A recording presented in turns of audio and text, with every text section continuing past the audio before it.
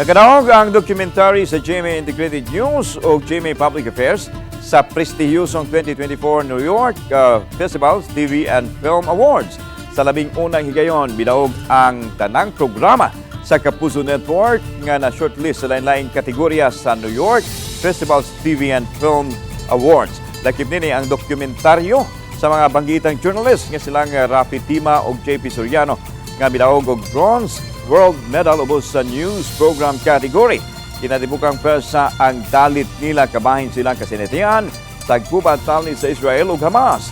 Aniya usab ang talaan sa unom ka mga programang bidaog sa lain-laing kategorya ubos sa GMA Public Affairs.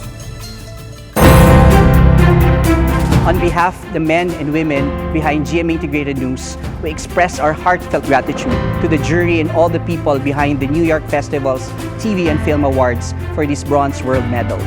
We share this award to our countrymen, especially to all the Filipino overseas workers and their families here and abroad, and to those affected by the Israel-Hamas conflict. To God be the glory.